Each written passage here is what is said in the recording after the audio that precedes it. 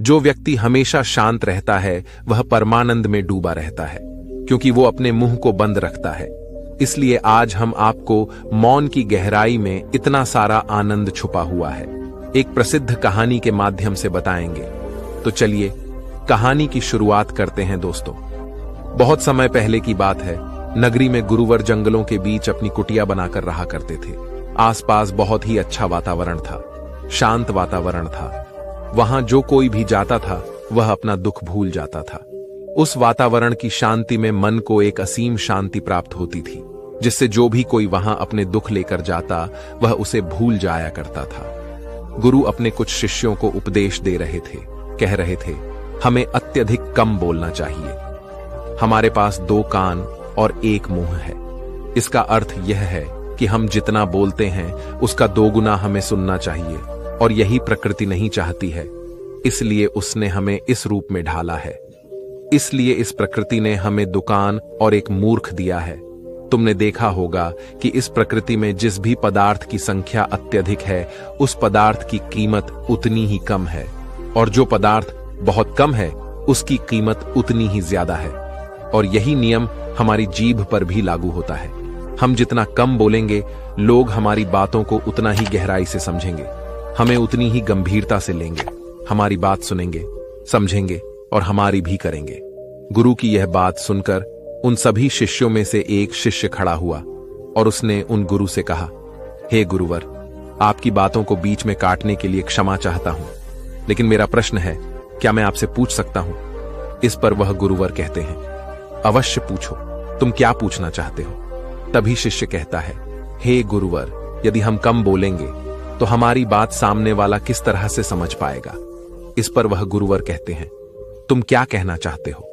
तभी वह शिष्य उन गुरुवर से कहता है, गुरु, मान लीजिए कि मुझे किसी को उपदेश देना है और मैं उस उपदेश को थोड़ा ही बताता हूं, अर्थात कम बोलता हूं, तो भला वह उपदेश उन लोगों को किस तरह से समझ में आएगा?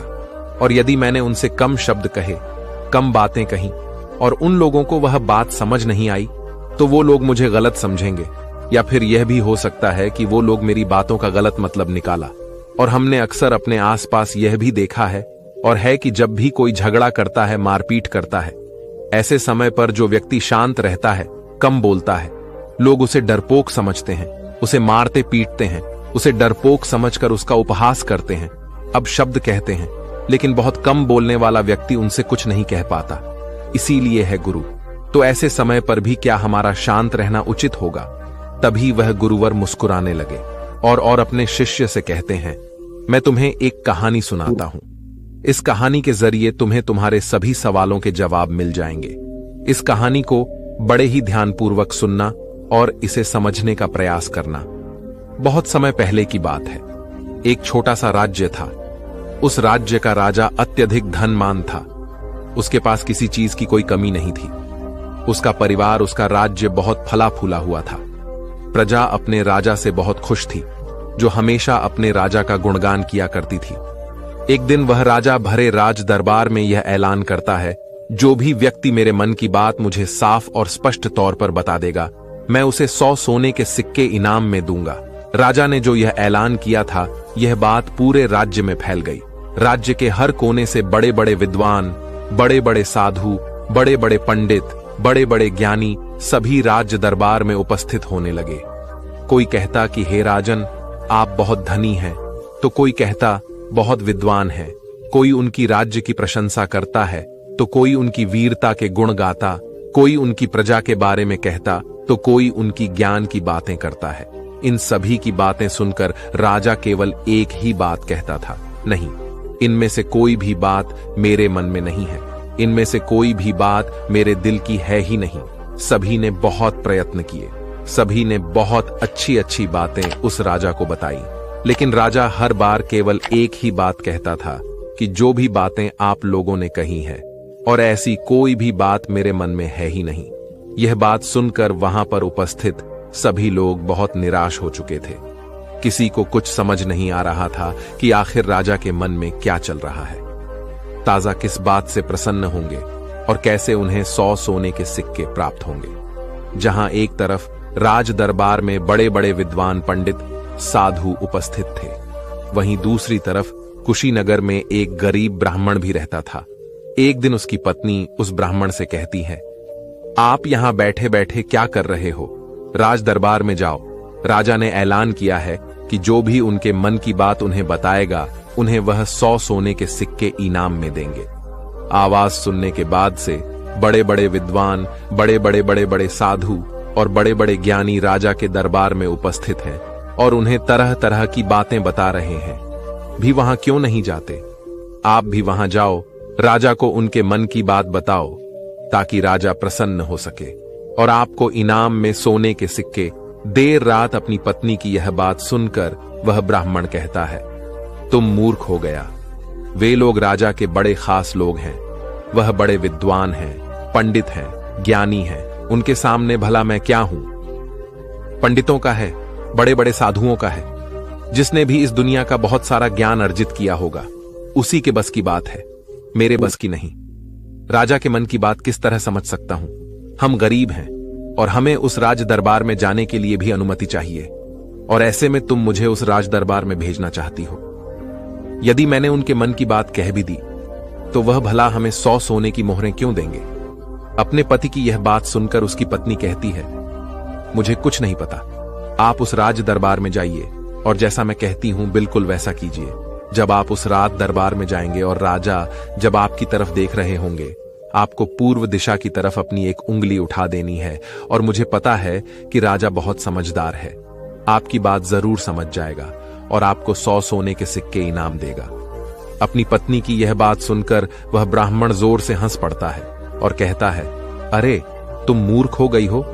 क्या तुम्हें क्या लगता है पूर्व दिशा में मेरी एक उंगली उठाने से राजा मुझे सोने के सिक्के दे देगा, और वहां पर जो बड़े बड़े विद्वान, पंडित, साधु और ज्ञानी बैठे हुए हैं, वो लोग चुपचाप केवल नजारा देखते रहेंगे?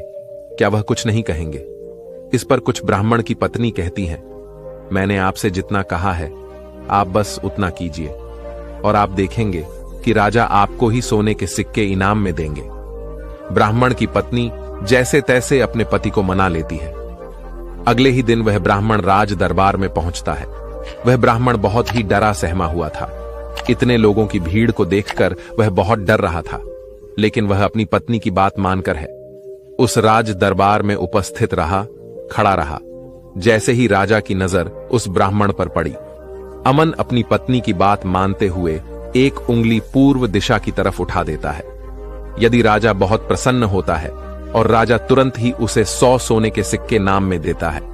यह सब देख वहां पर उपस्थित बड़े बड़े विद्वान, पंडित, साधु और ज्ञानी सभी लोग आश्चर्यचकित रह गए कि आखिर ऐसा क्या कह दिया जो राजा को बहुत अच्छा लगा। कोई यह सोचकर हैरान था कि इस ब्राह्मण ने तो केवल एक उंगली उठाई थी और इसे 100 सोने के सिक्के मिल भी गए। ये सब देखकर वहां पर उपस्थित हर कोई अचरज में था और वह ब्राह्मण अपने 100 सोने के सिक्के लेकर अपने घर लौट गया और खुशी खुशी वह 100 सोने के सिक्के अपनी बीवी के हाथ में रख देता है और कहता है, राजा ने मुझे ये 100 सोने के सिक्के इनाम में दिए हैं। जैसा कि तुमने कहा था, मैंने पूर्व दिशा की तरफ केवल एक उंगली नहीं उठाई थी, लेकिन मैं अब तक यह समझ नहीं पाया कि इसका अर्थ क्या हुआ। उस राजा को मेरी इस एक उंगली से क्या समझ में आया? तो उस ब्राह्मण की पत्नी उस ब्राह्मण से कहती है, यह सब जाने दो, आपको यह बात बताकर कोई मतलब नहीं। आप बैठ जाओ और कल फिर आपको उसी राज दरबार में फिर जाना है। ब्राह्मण कहता है, कल फिर जाना है? नहीं नहीं, मैं नहीं जाऊंगा। वैसे भी आज सभी लोग मुझे घूर घूर कर देख रहे थे। बाबा ना, मैं नहीं जाऊंगा। लेकिन जैसे तैसे उसकी पत्नी उसे समझा लेती है। अगले दिन ब्राह्मण एक बार फिर तैयार होता है और अपनी पत्नी से पूछता है, अच्छा बताओ आज मुझे क्या करना है? तभी उस ब्राह्मण की पत्नी कहती है, आज आपको पश्चिम दिशा की तरफ मुड़ा अपनी एक उंगली उठानी है। वह अपनी पत्नी की बात मानकर फिर से एक बार राज दरबार पहुंच जाता है।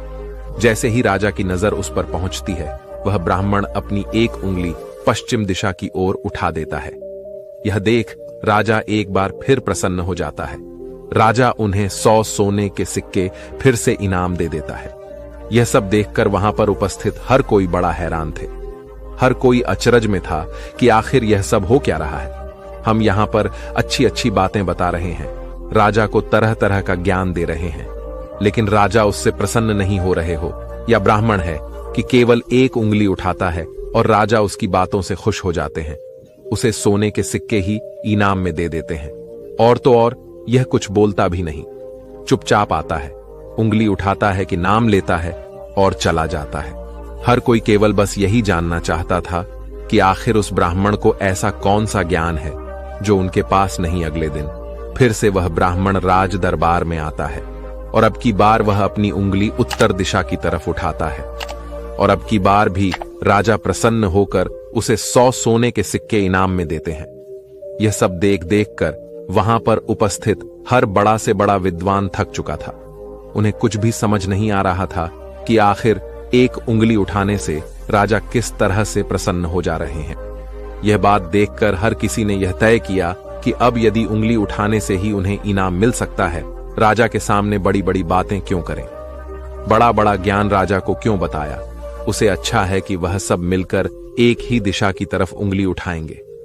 सभी ने मिलकर यह तय कर लिया था। अगले दिन सुबह सुबह वह ब्राह्मण फिर से राज दरबार में आने के लिए तैयार हो रहा था और वह अपनी पत्नी से पूछता है, बताओ आज मुझे क्या करना होगा। इस पर उसकी पत्नी कहती है, आज आपको कुछ नहीं करना, आज आप घर पर ही बैठे। कुछ दिन सभी ब्राह्मण, सभी विद्वान, सभी साधु संत वहां पर उपस्थित थे। राजा के आते ही सब खड़े हुए हैं। जैसे ही राजा की नजरों से मिली है, सभी ने दक्षिण दिशा की तरफ अपनी उंगली उठा दी। बड़ा से बड़ा विद्वान आश्चर्यचकित था। वो हैरान था कि आखिर हमने ऐसी क्या गलती कर दी। जब वह ब्राह्मण अलग अलग दिशाओं में अपनी उंगली उठाता है तो उसे 100 सोने के सिक्के इनाम में मिलते हैं, और आज जब हमने एक साथ एक ही दिशा की तरफ अपनी उंगली उठाई तो हमने क्या गलत कर दिया। भला राजा क्या समझ रहा है, ऐसा कौन सा ज्ञान है, ऐसा कौन सा राज्य है जो हम नहीं जानते हैं, जिसके बारे में हम में से किसी को कुछ नहीं बताया। उंगली करने वाला कौन सा नया ज्ञान है जो हमने आज तक नहीं सीखा है, जिसके बारे में हम में से किसी को आज तक कुछ नहीं पता। जब उन विद्वानों की पत्नियों को यह पता चला कि राजा ने उन्हें कारावास में डाल दिया है, तब उनकी पत्नी राजा के पास विनती करने आई कि वे उन्हें छोड़ दें, उनसे गलती हो गई। लेकिन राजा ने किसी की एक न सुनी, और जब उन सभी को यह लगने लगा कि राजा उनके पतियों को नहीं छोड़ने वाले, तो वे सभी उसी ब्राह्मण के पास पहुंचे और वहां जाकर उनसे विनती करने लगे कि वह उनके पतियों की मदद करें, कारावास से बाहर निकाले। राजा ने उन्हें कारावास में डाल दिया है और हमने उनसे कई बार भी की आग्रह किया कि वो उन्हें छोड़ दें, उनसे गलती हो गई, लेकिन राजा ने एक न सुनी। इसलिए हम सभी आपके पास आए हैं, कृपया हमारी मदद करें। उस ब्राह्मण ने और उसकी पत्नी ने सारी बातें ध्यानपूर्वक सुने। उसके बाद उस गरीब ब्राह्मण की पत्नी राज दरबार जाती है, और जैसे ही राज दरबार में राजा की नजर उस गरीब ब्राह्मण की पत्नी पर बढ़ती है तो राजा अपनी 2 उंगलियां खड़ा करता है, और तभी वह ब्राह्मण की पत्नी अपने पैरों पर डाली मारती है। यह देखकर राजा तुरंत ही अपने अधिकारों को आदेश देता है कि जाओ, उन सभी को कार्यवासियों से बाहर निकालो।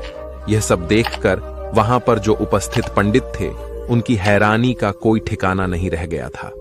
उन्हें यह समझ ही नहीं आ रहा था, क्या आखिर यह कौन सी विद्या है, यह कौन सा ज्ञान है। कभी वह ब्राह्मण 1 उंगली खड़ी करता है, कभी राजा 2 मिलियन खड़ी करता है, और कभी यह ब्राह्मण की पत्नी अपनी टांगों पर ताली दी है। आखिर ये सब चल क्या रहा है, आखिर ये सब हो क्या रहा है। सभी मिलकर यह तय करते हैं कि इसका जवाब तो हमें वह गरीब ब्राह्मण ही देगा। इसलिए सभी मिलकर उस गरीब ब्राह्मण के घर पहुंचते हैं, और उन सभी पंडितों में से एक पंडित उन गरीब ब्राह्मण से कहता है, आप ही हमें बताइए, कौन सी विद्या है जो हम नहीं जानते हैं। आपको भला राजा ने कितनी बार नाम क्यों दिया, और जब हमने एक दिशा में उंगली उठाई तो हमें कारावास में डाल दिया, और जब हमारी पत्नियां हमें छोड़ने आए, उन्होंने राजा से विनती की, राजा से आग्रह किया कि वह हमें छोड़ दें, लेकिन राजा ने उनकी एक न सुनी। और जब आपकी पत्नी उसी राज दरबार में आती है तो उनकी केवल एक आदेश पर, उनके केवल एक इशारे पर राजा हमें कारावास छोड़ देता है। आखिर यह सब हो क्या रहा है, आखिर आपने यह सब कैसे किया। क्या आप हमें भी यह ज्ञान दे सकते हैं, क्या आप हमें भी यह विद्या सिखा सकते हैं। उन सभी की यह बात सुनकर तो ब्राह्मण उन सभी से कहता है, जिसमें मैंने कुछ नहीं किया है, यह सब तो मेरी पत्नी का किया धरा है, यह सब ज्ञान दोष नहीं मुझे दिया है। और उसने जैसा मुझसे कहा मैं वैसा करता चला गया। तभी वह ब्राह्मण की पत्नी उन पंडितों से कहती है, मैंने पहले दिन अपने पति को कहा था कि वह पूर्व दिशा की ओर अपनी एक उंगली उठाए, और उन्होंने बिल्कुल वैसा ही किया, क्योंकि राजा का पूरा राज्य पूर्व दिशा में फैला हुआ है और पूर्व दिशा में उनका यह राज्य अटल रहे। कुछ यही बात राजा के मन में भी चल रही थी, जो राजा के दिल की बात थी। इसीलिए राजा प्रसन्न हुआ और राजा ने मेरे पति को सोने के सिक्के दिए। दूसरे दिन जब मेरे पति आए तो मैंने उन्हें कहा कि तुम आज के दिन पश्चिम दिशा की तरफ अपनी एक उंगली उठाना, जिसका अर्थ यह था कि आपका राज्य है और सूरज के उगने से ढलने तक के बीच में आप ही का राज्य रहेगा। यह बात राज समझ चुके थे, क्योंकि राजा बहुत ज्ञानी है। इसी कारण राजा ने फिर से प्रसन्न होकर मेरे पति को 100 सोने के सिक्के दिए। तीसरे दिन मैंने अपने पति को यह कहा था कि वह उत्तर दिशा की ओर अपनी उंगली उठाए, और उन्होंने राजद और बाद में बिल्कुल वैसा ही किया। उत्तर दिशा की तरफ उंगली उठाने का अर्थ यह था कि जिस प्रकार इस राज्य के जो पहले राजा थे उनका राज्य अटल था, ठीक उसी प्रकार आपका राज्य भी अटल रहेगा। और यह बात भी राजा के मन की ही थी, जिस कारण राजा ने प्रसन्न होकर उन्हें 100 सोने के सिक्के इनाम दिए। लेकिन चौथे दिन जब मेरे पति तैयार होकर राज दरबार के लिए निकल रहे थे, तब मैंने मना कर दिया। मैंने इन्हें घर पर ही बिठा दिया, क्योंकि मैं जानती थी अब आगे हमें कोई भी सोने के सिक्के नहीं मिलने वाले। उनके मन की जो भी बातें थीं वह हमने पहले ही कर दी थी। लेकिन उसी वक्त आप लोगों की मूर्खता के कारण आप सभी ने दक्षिण दिशा की तरफ उंगली उठा दी, और इधर तो राजा रावण का राज्य चला गया। उसे मार दिया गया था, इसलिए राजा ने इसे एक गलत निर्देश समझा, गलत संदेश माना और आप सभी को कारावास में डाल दिया। तभी उन सभी पंडितों में से एक पंडित यह कहता है कि यह सब तो ठीक है, लेकिन आपने हमें बाहर कैसे निकाला, जबकि राजा ने तो हमें बाहर निकाले से मना कर दिया था। तभी वह ब्राह्मण की पत्नी कहती है, जब मैं अपने हाथों में चारा लेकर राज दरबार पहुंचे तो राजा ने 2 मिली खड़े कर दी, और मैं उनका संदेश समझ चुकी थी। मुझे तो केवल खाने वाले हैं। राजा का अर्थ यह था कि जानवर 2 प्रकार के होते हैं, और सिंह वाले हैं और बिना सिंह वाले, और मेरे ताली पीटने का अर्थ यह था मुझे तो बिना सिंह वाले हैं, इनसे आपको कोई नुकसान नहीं होगा। यह तो केवल खाने वाले जानवरों में से हैं कि आपको कभी भी नुकसान नहीं पहुंचा सकते हैं। और इसी कारण राजा ने आप सभी को कारावास से बाहर निकाल दिया। इतना कहकर उन गुरु ने अपनी कहानी यहीं पर समाप्त कर दी, और आगे वह अपने शिष्यों को उपदेश देते हुए कहते हैं कि हम कम से कम शब्दों में भी किसी को बड़ा से बड़ा ज्ञान दे सकते हैं। इससे यह भी साबित होता है कि हम कम से कम शब्द बोलकर अपना ज्ञान किसी को भी समझा सकते हैं। लेकिन यहां पर एक बात और समझने वाली यह है कि जो ज्ञान अर्जित कर रहा है, जिसे हम यह ज्ञान दे रहे हैं, वह अभी उस ज्ञान को समझने वाला होना चाहिए, ज्ञानी होना चाहिए। तभी तो ज्ञान देने का हमारा मकसद पूरा हो सकेगा। अन्यथा हम चाहे कितने भी शब्द बोले, उसे कितना भी समझा, कितना भी ज्ञान क्यों न दे दे, हमारा मकसद कभी पूरा नहीं हो पाएगा, क्योंकि वह हमारी बातें कभी समझ ही नहीं पाएगा। वह तो एक जानवर की तरह होगा, जिसे ज्ञान देकर हमारा कोई लाभ नहीं होगा। अज्ञानी को ज्ञान देकर हमें कोई लाभ नहीं था। यदि आप अज्ञानी को ज्ञान देना ही चाहते हैं, तो इसका अर्थ यह नहीं कि आप ज्यादा शब्दों का उपयोग करें। आप बहुत कम शब्दों में भी उसे वह ज्ञान दे सकते हैं।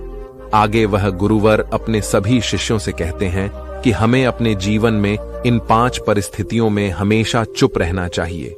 जब भी कोई इन 5 परिस्थितियों के समय पर बहुत कम बोलता है या फिर बोलता ही नहीं है, तो ऐसे लोगों को इज्जत दी जाती है, उनका सम्मान किया जाता है, उन्हें एक अलग नजर से देखा जाता है। ऐसे लोगों को लोग ज्ञानी समझते हैं, क्योंकि उन्हें पता है कब और कहां बोलना है और कितना बोलना है। सबसे पहली बात बताते हुए गुरुवर कहते हैं कि जब कोई, क्योंकि उन्हें पता है कब और कहां बोलना है और कितना बोलना है। सबसे पहली बात बताते हुए गुरुवर कहते हैं कि जब कोई, क्योंकि उन्हें पता है कब और कहां बोलना है और कितना बोलना है। सबसे पहली बात बताते हुए गुरुवर कहते हैं कि जब कोई, क्योंकि उन्हें पता है कब और कहां बोलना है और कितना बोलना है। सबसे पहली बात बताते हुए गुरुवर कहते हैं कि जब कोई, क्योंकि उन्हें पता है कब और कहां बोलना है और कितना बोलना है। सबसे पहली बात बताते हुए गुरुवर कहते हैं कि जब कोई, क्योंकि उन्हें पता है कब और कहां बोलना है और कितना बोलना है। सबसे पहली बात बताते हुए गुरुवर कहते हैं कि जब कोई, क्योंकि उन्हें पता है कब और कहां बोलना है और कितना बोलना है। सबसे पहली बात बताते हैं व्यक्ति तुम्हारी भावनाओं को, तुम्हारे शब्दों को नहीं समझ पा रहा। ऐसी परिस्थिति में इंसान का चुप रहना ही उचित है, क्योंकि हम में से अधिकांश लोग बेवजह ही अपने दुख, अपनी पीड़ा, अपनी तकलीफें लोगों के साथ साझा करने की आदत होती है। लेकिन वह यह नहीं जानते कि जिन्हें वो अपनी तकलीफें साझा कर रहे हैं उन्हें आपकी तकलीफों से कोई मतलब नहीं। वह तो आपकी तकलीफों का फायदा उठाना चाहते हैं। वह तो आपकी तकलीफों को सुनकर मन ही मन में खुश हो रहे हैं, क्योंकि उन्हें अब यह पता चल चुका है कि जितना कुछ हुआ आपको समझते थे, जितना सुखी वो आपको समझते थे, अंदर से उतने सुखी है नहीं। पाप का सुख चैन लुट चुका है। और यह जानकर उन्हें बहुत प्रसन्नता होती है, को बहुत खुश होते हैं। और ऐसे समय पर वह आपका साथ छोड़ देते हैं, क्योंकि कोई भी एक दुखी व्यक्ति के साथ रहना पसंद नहीं करता। इसलिए जब भी ऐसी कोई परिस्थिति आए, जब आपको लगे कि मुझे अपनी भावनाओं को, अपने शब्दों को किसी के साथ साझा करना चाहिए, तो ऐसे समय पर आप अपने कुछ करीबी खास परिवार के सदस्य हों या फिर कुछ ऐसे खास मित्रों से अपनी बात साझा कर सकते हैं जिन पर आपको पूरा यकीन हो। और अन्यथा यदि आप किसी और के साथ अपने मन की बातें साझा करेंगे, वो लोग आपको बेवकूफी समझेंगे और ऐसे समय पर आप केवल मजाक के पात्र बनेंगे। दूसरी जगह जहां पर हमें चुप रहना चाहिए, जब हमें किसी विशेष मौके के बारे में अधूरी जानकारी हो, किसी विशेष घटना के बारे में जब हम नहीं जानते, जब हमें अधूरा ज्ञान हो, तो ऐसे मौके पर हमेशा चुप रहना चाहिए। उन्होंने हम में से अधिकांश लोगों को यह शौक होता है कि वे अपने ज्ञान का प्रदर्शन करें, लेकिन अधिकांश लोगों को आपने देखा होगा कि उन्हें उस विषय के बारे में अधूरा ज्ञान होता है, जिस कारण वह हर समय लोगों के बीच मजाक का पात्र बनते हैं। लोग उनकी खिल्ली उड़ाते हैं, उनका मजाक बनाते हैं, और ऐसे व्यक्तियों को लोग कभी गंभीरता से नहीं सुनते, उन्होंने कभी गंभीरता से नहीं लेते हैं। जो भी बातें हमने इधर उधर से सुनी हैं, जिनका हमें ज्ञान नहीं है, उन बातों को लेकर हमें कभी भी दूसरों को नहीं सुलझाना चाहिए, न ही अपनी बातों को दूसरों से बनवाना चाहिए। आगे गुरु अपने शिष्यों को तीसरी बात बताते हुए कहते हैं, जब कोई इंसान किसी दूसरे व्यक्ति की बुराई कर रहा हो, तो ऐसे समय पर तुम्हें चुप रहना चाहिए, क्योंकि ऐसा व्यक्ति कभी किसी का नहीं होता है। तुम जिस नकारात्मक बातों का हिस्सा बनने जा रहे हो, वह नकारात्मक बातें तुम्हारे मन में प्रवेश करती चली जाए और धीरे धीरे यह नकारात्मक बातें तुम पर हावी होने लगेंगे, और फिर तुम भी उसी की तरह नकारात्मक बातें सुनने लगोगे, सोचने लगा दिया और करने लगोगे। इसीलिए कभी भी इन चीजों का हिस्सा न बने, क्योंकि जो व्यक्ति तुम्हारे सामने किसी तीसरे व्यक्ति की बुराई कर रहा है, ऐसा जरूरी नहीं कि वह तुम्हारी बुराई उस तीसरे व्यक्ति के सामने न कर रहा हो। ऐसे व्यक्ति कभी किसी के नहीं होते, वह पीठ पीछे एक दूसरे की बुराई करते ही रहते हैं। इसलिए जब भी कोई व्यक्ति तुम्हारे सामने किसी तीसरे व्यक्ति की बुराई कर रहा हो, तुमने उसकी बातें केवल ध्यानपूर्वक सुननी है, लेकिन उस पर कोई भी प्रतिक्रिया नहीं देनी। आगे गुरु अपने शिष्यों को अगली बात बताते हुए कहते हैं, जब कोई व्यक्ति तुम पर गुस्सा कर रहा हो, तुम पर चिल्ला रहा हो, तुम्हारा अपमान कर रहा हो, तुम्हें अपशब्द कह रहा हो, ऐसे वक्त पर तुम्हें शांत रहना चाहिए, चुप रहना चाहिए, क्योंकि तुम्हारे मौन से बड़ा और कोई हथियार नहीं। तुम चुप रहकर उसके सभी सवालों का जवाब उसे दे सकते हो, और तो और तुम चुप रहकर उसके गुस्से को शांत करने में उसकी मदद भी कर सकते हो। उसका गुस्सा शांत हो जाएगा तो उसे अपनी गलती का एहसास भी होगा और वह तुमसे माफी भी मांगी गई। इसीलिए तुम्हें ऐसी जगहों पर चुप रहना चाहिए, किंतु तुम्हें हर जगह पर चुप नहीं रहना चाहिए। जब तुम्हें लगे कि कोई व्यक्ति गलत कर रहा हो, तो उसका विरोध कर शांत मत रखो, क्योंकि यदि तुम ऐसी परिस्थिति में चुप रहोगे तो वह तुम्हें कमजोर समझेगा, तुम्हें डरपोक समझेगा और तुम्हारे इस कमजोरी का फायदा भी उठाएगा। गुस्से का यह जो तरीका है, यह केवल अपनों के साथ ही अच्छा है। जैसे तुम्हारा परिवार, सगे संबंधी, तुम्हारे खास मित्र हो, लेकिन हर इंसान के सामने तुम्हें ऐसे नहीं रहना। यदि तुम्हारे साथ कोई गलत कर रहा हो तो इसका जवाब तो मैं उसे अवश्य देना चाहिए। आगे गुरुवार अपने शिष्यों को 5वीं बात बताते हुए कहते हैं कि जब कोई व्यक्ति अपने मन की बात, कोई घटना या कोई दुख भरी बातें तुम्हारे साथ साझा कर रहा हो तो ऐसी स्थिति में हमें चुप रहकर ध्यानपूर्वक उसकी सारी बातें सुननी चाहिए।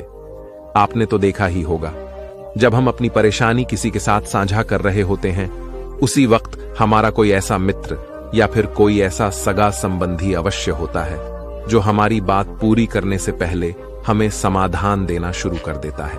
और जब कोई ऐसा करता है तो हमारे मन में क्रोध उत्पन्न होता है। हम उस व्यक्ति से बात तक करना पसंद नहीं करते, जबकि ऐसी परिस्थिति में हमें शांत रहना चाहिए, क्योंकि सामने वाला हमसे यही उम्मीद करता है। हम शांत रहकर उसकी सारी बातें ध्यानपूर्वक सुने हैं, जिससे जब वह अपनी बात पूरी करे तो उसे शांति का भव हो। और जब हम ऐसा करते हैं तो उसके मन में हमारे लिए और भी इज्जत बढ़ जाती है। मैं यह जान पाता है कि कोई तो है जो हमारी बातें सुनता है, हमें समझता है, जिससे वह तुम्हारी और भी मदद करता है, वह तुम्हारा और भी सम्मान करने लगता है। इसलिए ऐसी परिस्थितियों में हम चुप रहना चाहिए। इतना कहकर वह गुरुवर आगे कहते हैं कि इन 5 स्थितियों को हमेशा याद रखना। और यहां पर इंसान को हमेशा गर्म ही बोलना चाहिए, क्योंकि इंसान एक दुकान की तरह है और दुकान का ताला है हमारी जीव। और जब इस ताले से हमारी दुकान खुलती है, अर्थात हमारे अंदर की बात है, जब बाहर आती है तभी पता चलता है कि यह इंसान अंदर से कोयले का है हो या फिर सोने का। इसीलिए कम बोलें, लेकिन अपने शब्दों की कीमत बढ़ा दें। और यह तभी होगा जब आप हर परिस्थितियों में सोच समझकर बोलेंगे, कम बोलेंगे और कुछ बोलेंगे। तो चलिए दर्शकों, अब हर व्यक्ति का गम कैसे वापस लौट के आता है, इस विषय पर एक अद्भुत अगली कहानी की शुरुआत करते हैं। दोस्तों, कहा जाता है कि कम किसी मनुष्य का मोहताज नहीं होता, बल्कि हम मनुष्य कर्मों के मोहताज अवश्य होते हैं, क्योंकि कम सर्वोपरि है, सर्वश्रेष्ठ है। और यदि कोई मनुष्य यह सोचता है कि वह कोई गम नहीं करता तो यह उसकी सबसे बड़ी भूल है, क्योंकि बिना कर्म की कोई भी मनुष्य एक पल के लिए भी जीवित नहीं रह सकता, क्योंकि यह संसार किसी तरह से बनाया गया है और इस संसार में हर एक मनुष्य अपना कर्म अवश्य करता है, वह चाहे या न चाहे, लेकिन उसे कर्म तो करने ही पड़ते हैं और यह जरूरी भी है। और ऐसा कोई जरूरी नहीं है कि हर मनुष्य रोज रोज पूजा पाठ करें, मंदिर जाएं, दान दक्षिणा दें, बल्कि जरूरी तो यह है कि वो इंसान कुछ ऐसे कर्म करें कि जहां पर भी वह जाए लोग उसका सम्मान करें, उसका आदर करें। ऑडियो कोई मनुष्य प्रकृति के हर एक नियमों का पालन करता है वह परमात्मा के करीब होता है। और यदि परमात्मा भी संसार में जन्म लेते हैं तो उन्हें भी संसार के नियमों का पालन करना ही पड़ता है। उन्हें अपने जीवन में कर्मों को करना ही पड़ता है। इससे कोई मुक्त नहीं हो सकता है, क्योंकि यही इस संसार का नियम है। पर यहाँ पर कर्म भी 2 प्रकार के होते हैं, अच्छे और बुरे। यदि कोई अच्छा मनुष्य है जिसकी सोच अच्छी है, सकारात्मक है, जो लोगों के प्रति दया का भाव रखता है, वह मनुष्य हमेशा अच्छे कर्म करता है। वहीं पर जिस मनुष्य के अंदर द्वेष है, घृणा है, लालच है, जो लोगों के प्रति ईर्ष्या रखता है, वह बुरे कर्म करने से पीछे नहीं हटता। हमें अपने जीवन में अच्छे कर्मों को अपनाना चाहिए और बुरे कर्मों का त्याग करना चाहिए, क्योंकि हमारे अच्छे कर्म हमें प्रकृति की दिशा में ले जाते हैं और वहीं पर बुरे कर्म मनुष्य के पतन की ओर ले जाते हैं। कोई भी व्यक्ति हो, उसके अच्छे और बुरे दोनों ही कम उसे इसी संसार में भोगने पड़ते हैं। परमात्मा कभी हमें कोई सजा नहीं देते, बल्कि हम जैसे कर्म करते हैं वैसे ही फल हमें मिलते हैं। यदि कर्म अच्छे होंगे तो उनका फल आपको अवश्य मिलेगा, और यदि कम बुरे होंगे तो उसकी सजा भी हो आप ही को भोगनी पड़ेगी। आपके जीवन में भी कई बार ऐसी घड़ी आई होगी जब आपने असमंजस में कोई फैसला ले लिया होगा, लेकिन वह फैसला प्रकृति के खिलाफ होगा, और आप जब यह फैसला ले लेते हैं तो आप इससे संतुष्ट नहीं रहते। आपके मन में तनाव रहता है, एक डर रहता है कि हमने जो फैसला लिया है सही है या गलत है। इसलिए जरूरी यह है कि आप अपने गम को समझें, उस पर विचार करें और फिर उसी के अनुरूप काम करें। तरह से आप अपने जीवन को बेहतर दिशा दे सकते हैं। आपका जीवन एक बेहतर दिशा की तरफ आगे बढ़ सकता है। जिस सफलता के पीछे हम लगातार भागते रहते हैं, उनके पीछे भी हमारे कम ही है। यदि हम अच्छे और सही कम करेंगे तो हमें सफलता भी निश्चित तौर पर मिलेगी, क्योंकि वास्तविकता तो यही है, सफलता आपके कर्मों में है, बल्कि फल में नहीं। जो आपको खुशी का एहसास दिलाती है, जो आपको यह अनुभव कराती है कि आपने जो कर्म किए हैं वह अच्छे हैं, महसूस कर पाते हैं। और यदि आप अपने जीवन में किसी लक्ष्य का पीछा कर रहे हैं, यदि आप अपने लक्ष्य में आप सफलता पाना चाहते हैं, तो आपको अपने कर्मों पर तो ध्यान देना ही होगा, अपने गमों को समझना होगा, क्योंकि यह सारा खेल कर्मों का ही तो है। जिस प्रकार यदि आप किसी लक्ष्य का पीछा कर रहे हैं, इसे पाने की कामना रखते हैं, तो उसके प्रति आपको अच्छे कर्म भी करने होंगे।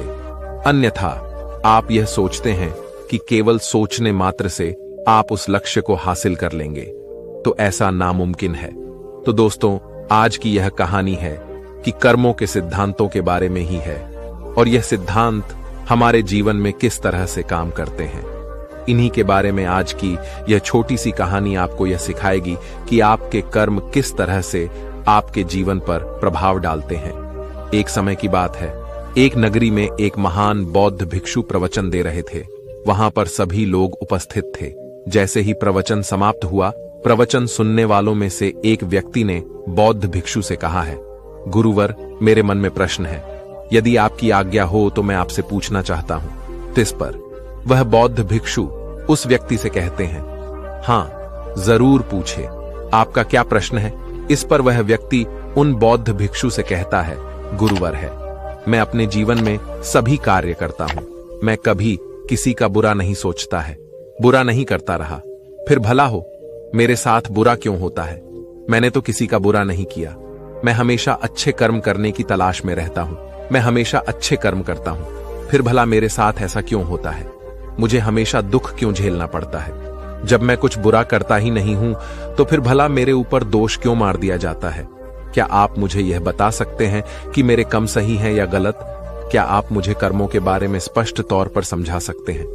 क्या आप मुझे कर्मों के मूल सिद्धांतों के बारे में बता सकते हैं, जिसकी मदद से मैं अपने गमों को और सुधार सकें? मैं यहां पर यह जानने आया हूं कि मेरे इतने अच्छे कर्म करने के बाद भी मुझे दुख क्यों मिलता है, मुझे हमेशा तकलीफें क्यों उठानी पड़ती है। और मैंने तो यह भी देखा है कि जो मनुष्य दूसरे को तकलीफ देता है, दूसरों के प्रति मन में ईर्ष्या रखता है, वह हमेशा खुश रहता है, उसके साथ हमेशा अच्छा होता है। ऐसा क्यों? उस व्यक्ति की सारी बात उन बौद्ध भिक्षु ने बड़े ही ध्यानपूर्वक सुने, और उसके बाद उन्होंने कुछ व्यक्ति से कहा, अच्छा, तुमने ऐसा क्यों लगता है कि तुम अच्छे कर्म कर रहे हो, और जो तुमने अच्छे कर्म किए हैं का फल भी तुम्हें नहीं मिला। और जैसा कि तुमने कहा, तुमने कुछ ऐसे लोगों को भी देखा है जो बुरे कर्म करते हैं और लोगों के प्रति ईर्ष्या रखते हैं, द्वेष रखते हैं, उन्हें उनके कर्मों का फल बुरा नहीं मिल रहा। इस पर वह व्यक्ति कहता है, गुरुवर, मैंने कभी किसी का बुरा नहीं चाहा है, न ही किसी का बुरा किया है, तो यह मेरे अच्छे कर्म ही तो किए हैं। इस पर वह बौद्ध भिक्षु मुस्कुराने लगे और उस व्यक्ति से कहते हैं, आज मैं तुम्हें कुछ ऐसे सिद्धांत बताने वाला हूं जिनके बारे में तुम्हें जानना आवश्यक है। कर्म किस तरह से काम करते हैं और इनका हमारे जीवन पर क्या प्रभाव पड़ता है, ताकि हम अपने जीवन से कुछ सीख सकें, अपने जीवन को एक सही दिशा दे सके और हम अपने जीवन को अपनी इच्छा अनुसार जी सके। क्योंकि आप में से कईयों ने यह सुना होगा कि हमारे कर्म ही हमारा भाग्य है। इसलिए मैं आपको यह समझाना चाहता हूं कि हमारे कर्म कोई पत्थर की लकीर नहीं जिन्हें बदला नहीं जा सकता, बल्कि हम अपने जीवन को उन विचारों से, उन कार्यों से बदल सकते हैं जिन्हें हम अब भी चुनते हैं। क्योंकि इस संसार में ऐसा कोई मनुष्य नहीं है जो बिना कर्म किए जीवित रह सके, क्योंकि हम में से हर एक व्यक्ति अपने जीवन में कर्म करता ही है, और हमारे द्वारा सुबह से लेकर रात तक होने वाली शारीरिक और मानसिक कार्य जो हमारे ऊपर असर डालते हैं, ये सब हमारे कर्म ही है। यह कर्म केवल वह नहीं जो हम बाहरी तौर पर करते हैं या फिर बाहरी तौर पर हमें दिखाई पड़ता है, बल्कि हमारे कहे गए शब्द, हमारे विचार, हमारे भाव, यह भी कर्म ही है। कोई भी ऐसा कर्म है जिसका होने का कारण हम है, वह हमारे कर्म ही होते हैं। जैसे हमारा बैठना, उठना, चलना, पीना, खाना, सूचना, विचार करना, हमारे मन में उत्पन्न होने वाले भाव भी यह सारे कम ही हैं। सबसे पहले तो तुम्हें यह समझने की आवश्यकता है कि इस ब्रह्मांड में जो भी ऊर्जा है उसका एक रूप है, जिसमें हमारे विचार और भावनाएं भी शामिल हैं, जो निरंतर चलता रहता है। और फिर जब हम अपने विचार, अपनी भावनाओं को इस ब्रह्मांड की ओर छोड़ते हैं, चाहे वह अच्छे या बुरे, वह ऊर्जा कभी नष्ट नहीं होती है, बल्कि यह तो किसी न किसी रूप में हमारे पास वापस लौट कर आती है। और यदि यह ऊर्जा सकारात्मक होगी तो इसका परिणाम आपको सकारात्मक मिलेगा, और वहीं पर यदि यह ऊर्जा नकारात्मक होगी तो इसका परिणाम आपको नकारात्मक ही मिलेगा। आगे वह बौद्ध भिक्षु उस व्यक्ति से कहते हैं कि मैं तुम्हें अब कर्मों के कुछ सिद्धांत के बारे में बताने वाला हूं। जीने जानने के बाद तुम्हें यह स्पष्ट हो जाएगा कि तुमने अच्छे कर्म किए या बुरे, और यह कर्म हमारे जीवन में किस तरह से असर डालते हैं, हमारे जीवन पर इसका किस तरह से प्रभाव पड़ता है। आगे वह बौद्ध भिक्षु उस व्यक्ति से कहते हैं कि कर्मों का पहला सिद्धांत यह कहता है कि हम जो भी विचार या ऊर्जा इस ब्रह्मांड को देते हैं